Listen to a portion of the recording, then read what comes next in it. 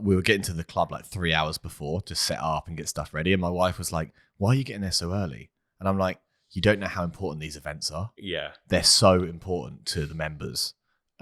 It's like one of our main selling points, and it's so big for the community. So we got there early and we still ran out of time, didn't we? Yeah. Yeah. But it was awesome. Great day. Anyone out there, maybe less of the ski erg and the wall balls, and maybe do some fun old school sports day stuff.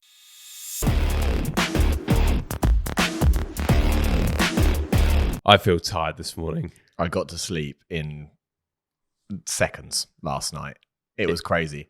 But why are we so tired, Jake? Well, we did something that not many gyms do for their members. And actually, we've got to have a little bit of a hat tip to our friend Ashton in London, because he gave us this idea. So other gyms, what do? They do like turf games. They do high rocks. Yeah, like get on the skier, get on the biker. Yeah, like, who can sweat the most. We kind of, when others zig, we zag. I don't know if that's a saying, but that's gone going with that. And we decided to actually hold a sports day for our members, because I think it's a crying shame that your last ever sports day is whilst you're at school, and you'll never do one again.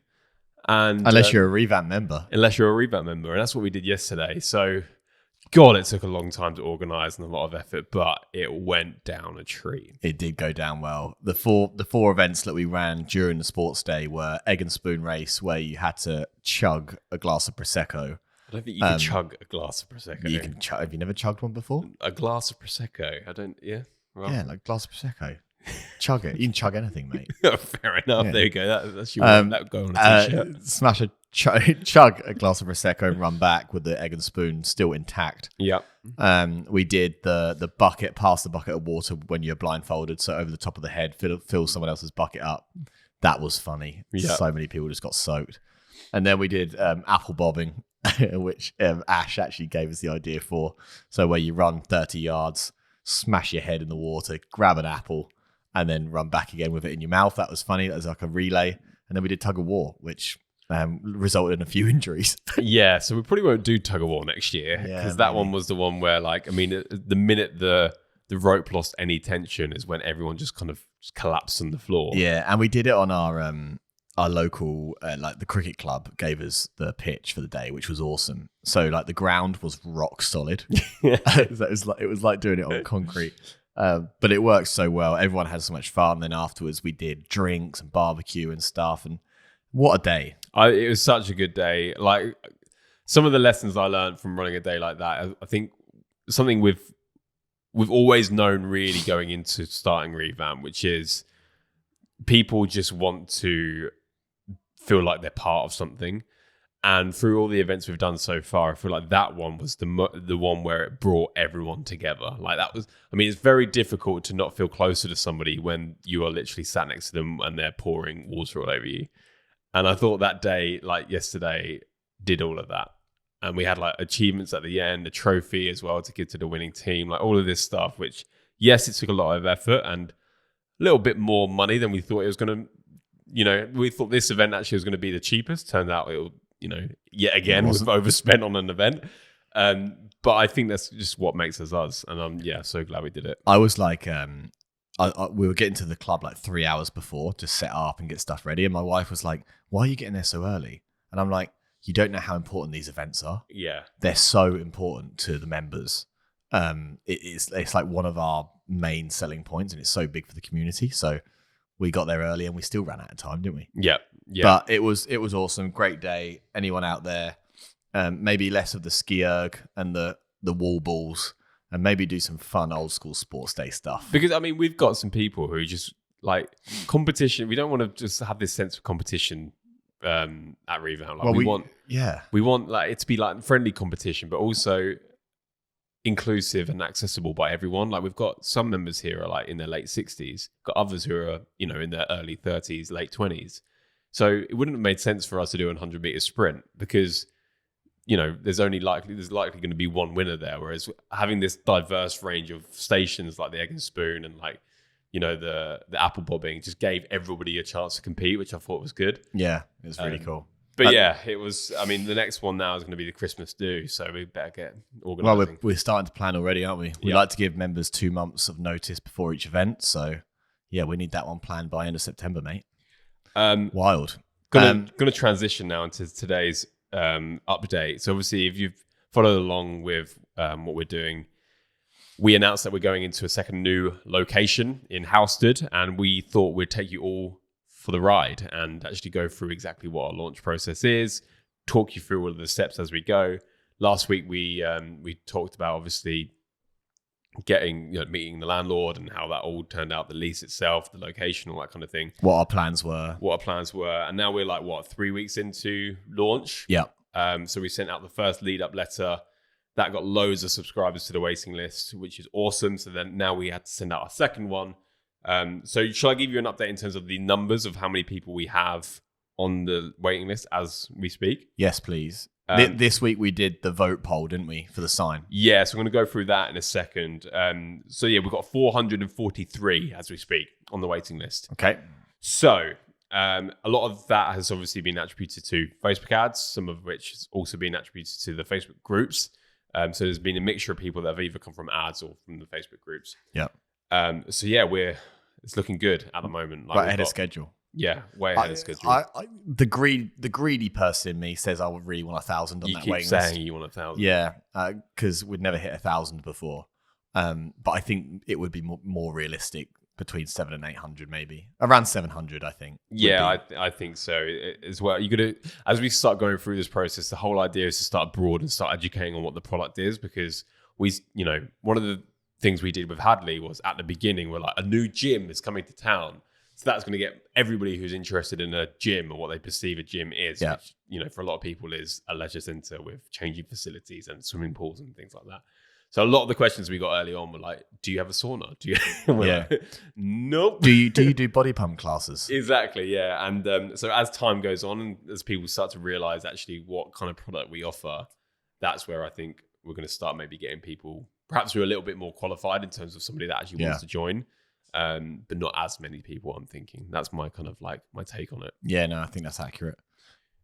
So the second lead up letter. So again, if you're new to the podcast, our launch campaign, how we do it is basically we send out an email every single week, which warms up the waiting list to a point where we then release the offer, get loads of appointments booked in, and then hopefully get loads of front end sales, which will then hopefully then convert into monthly members.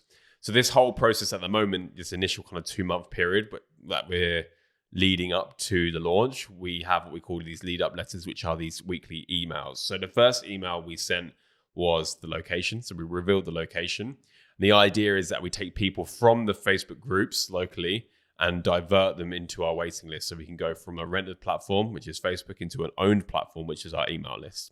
Okay. Now, the difficulty with that is obviously we have all of this stored and saved and documented from when we launched our first location. But when we launched Revamp number 1, nobody knew it was Revamp. Nobody had any idea what the logo was going to be or like what it's going to be called, our ethos, anything like that. So we've had to be a little bit more creative in terms of this launch, because the whole point of the lead up letters at the beginning was to get people to vote for the name, get people to vote for the logo, get people to vote for the colors, all this kind of thing, right?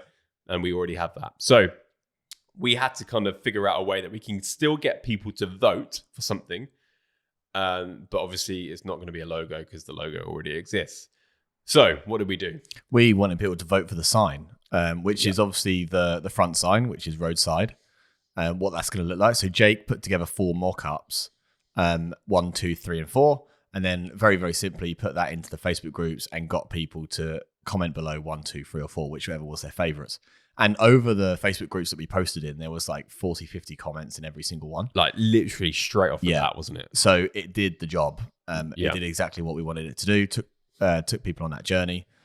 They got to vote and have their say, which was awesome. And we did the same for the email list, where it went through to a paper form where they could just vote through the paper form. So yeah, we're going to collate those votes and then tell people what we're going to have from a signage standpoint at the front. Yeah, and I think this is a good strategy because it just gives people an ownership of the studio from the beginning. So it gives people, they feel like they're part of it, they're part of the journey, which is obviously what we want. But also there's the secondary benefit of when you post something like that in a Facebook group algorithms basically are optimized for any posts which gather engagement, right? So you're likely going to see a post in your timeline from a Facebook group if it's got lots of comments or lots of likes or lots of reactions to it. You're likely not going to see a post if it's got zero engagement. So we obviously knew that going in. So we thought, okay, what kind of posts can we put into those groups, which is going to get loads of comments, which is then likely for us to be more visible in people's timelines. So this was like an awareness play. And like you said, we got like 50, 60 comments on each post within each group, which then meant that, a lot of the population of Housewood were seeing our logo, seeing our name, seeing what the front of the location is going to look like. And that was the idea. Yeah, and we were getting coaches to dive in there, weren't we? And comment back and engage with the community and stuff, which obviously boosts the post even more in the Facebook group. So that did really well. Actually, that did. I knew it was going to do well, but I think it did better than I expected. To be honest, got way more comments than I thought it was going to. And like Jay said at the beginning, you don't have to do it with a sign. You can do it with a name. You can do it with a logo, uniform, anything.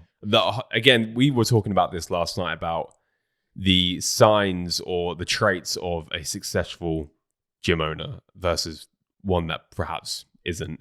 And a lot of what I was kind of going back to was this idea of principle first thinking. And sometimes, because a lot of personal trainers and a lot of gym owners, through all the marketing that they see online, they're very conditioned to think that it has to be a tactic, which is going to get them the end result. When actually, I mean, it's something we've definitely realized. It's not necessarily the things you do, the specific things you do. It's the purpose of what you do. And a lot of the strategy when it comes to this whole launch campaign is that it has to be principle first. So what is the purpose of what you're doing and how do you work backwards from that? So the purpose of the lead up letters is to nurture that list to a point where they're more inclined to actually book an appointment and then sign up. So that's the purpose, right? Whether it's a weekly email, whether it's a bi-weekly email, maybe a text alert or like a flyers that get distributed, like as long as you are warming up a waiting list that you own via an email list, then that's the goal, right? So it's less about actually, what time do I need to send this email? What do I need to write instead of this bit because this doesn't apply to my launch? It's like, actually, let's kind of just put that aside for now and actually think, okay, what would you do given that the purpose is to warm your list up over a 2-month period? So that's kind of the one thing, and especially when we talk about the voting system, as long as there is some kind of voting component within your launch that triggers engagement and gets your name visible in those Facebook groups, it doesn't matter whether you're voting for a logo, whether you're voting for the sign, whether you're voting for uniform, just as long as there's that exists. I think that's the main thing. Hey, quick one from us. If you're enjoying this episode, you'll love our free weekly newsletter. It's for current and aspiring studio owners who are looking for the latest growth hacks to sign up more members and keep them. It's a quick 2-minute email covering the stuff we're testing in our own gyms. So you'll be getting access to what's working today. If you're interested, you can join 3,500 gym owners and go to thefitpreneur.com and subscribe. That's thefitpreneur.com. Anyway, back to the episode. Yeah, love it. Let's go on to... Sorry, I just kicked my water bottle. Let's go on to lessons over the last week. What we've been up to over the last week as well, and then we can talk about next week. Yeah. So last week was a big one we talked to coaches, which we kind of chatted about a little on the last pod. But the thing we didn't talk about is we ordered all the equipment. So me and the studio manager and a head coach who is going to take on the Housewood site sat in a pub, had a couple of lovely cold beverages, and we ordered all of the equipment. Exciting, expensive, but fun, right? And it took us like 2.5 hours. We already had a list. We just had to go through that list, make sure we don't miss anything, go to the different brands that we use. So across the brands, we used Wolverson, we used Primal Strength, we used, Faster. We used, who else do we use? That'll do for now. But we used a couple more. Rival Strength, I think. So we used them all, which was really good. I think we ordered about 12 to 14,000 pounds worth of things, I think, which had ended with me making a few calls to the bank because they were thinking what on earth was going on. So I had to deal with all of that.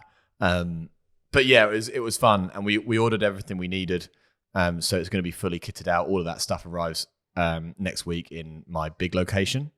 And then it's going to be taken over to Jake's garage, and this is the first time he's hearing about it. I didn't know about this. No, talk to me about this. That's what's happening. It's going over to the garage. This is real time discussion. So it's coming to my garage. Yeah, big old double garage that Jake's got. Well done, son.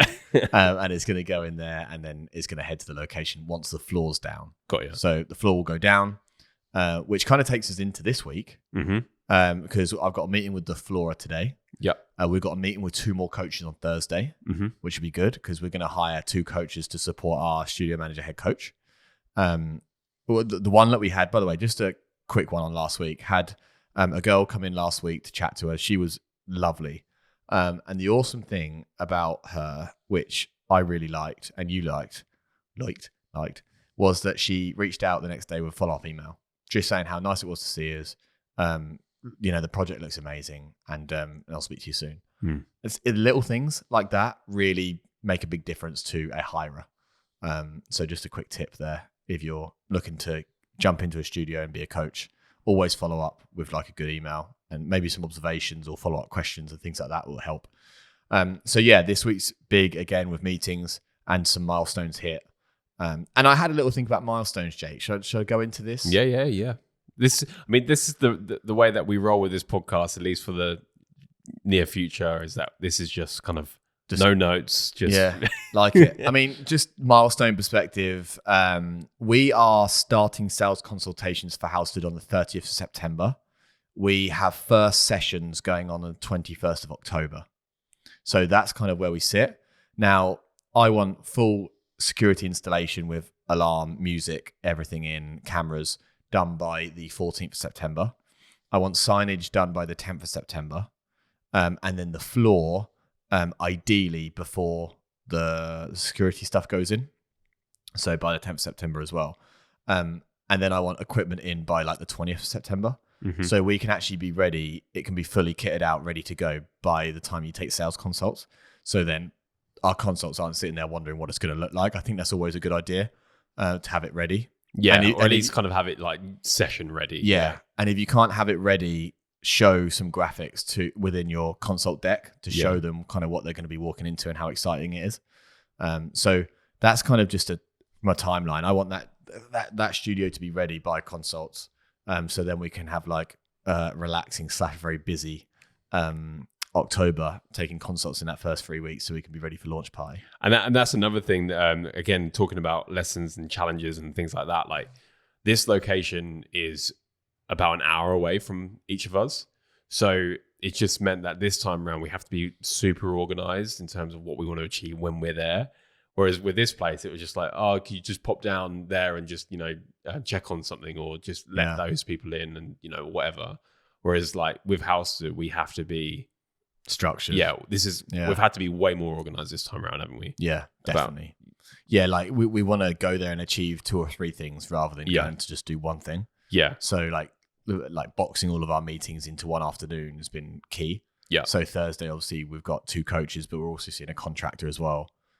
And Thursday last week was really busy because I saw 2 or 3 people down there. It's just making sure that the 2 or 3 hours you spend is a really structured, really efficient, and you walk out of there going, we've done some good work there. Yeah, which brings us on to some of the next steps, and obviously we can talk more on this next week.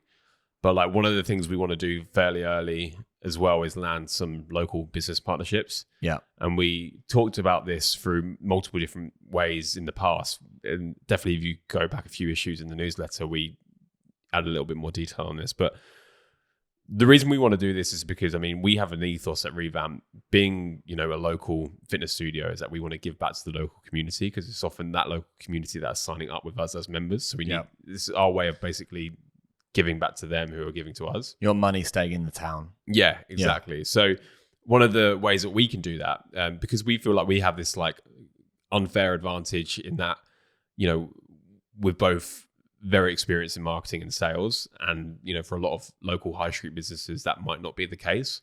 So we want to basically help promote them. And our biggest way we do that is through our Revamp membership card. And what that is, it basically is a physical card that we really cool physical card. Yeah, a physical card that we give to every single monthly member. and they can use that to get discounts and money off specific local businesses, right? So we basically push all of our members to those businesses to spend their money there. And in return, those businesses give our members, like a 10% off or whatever like that. So that's kind of what we want to start organizing ASAP. So we can start building those relationships and those connections with those local businesses as of like next week. But also another reason why we want to do that is so that we can partner with them on a social media giveaway as well. So obviously throughout this whole process, a lot of what we're doing in terms of building the waiting list has been very organic. Yes, we've been supporting it with Facebook ads and all that kind of thing. But this is a really good organic play just to get a lot more eyeballs on your Instagram, for example. And especially with yesterday, obviously we did the sports day yesterday. How mad was it that like yesterday we had like 6, 7, 8 contact form submissions come through inquiring about how they can join Houston or even Hadley where we are right now. So I think sometimes when we have a more active Instagram story or we're pumping out more content, that obviously brings way more opportunity. And it's another way that we can nurture those leads up until the point in which we then launch the offers, because they can then see and follow our Instagram up until that point as well. So you can see members already enjoying themselves here in Hadley. So it's always just on that those leads coming through. It's always when you're with other people, isn't it? Yeah. Like even when we've had leads come through with the coaching side of things, it's always when we go visit clients. Yeah. Or go do those things. So it's always community based. That's what people want. Yeah.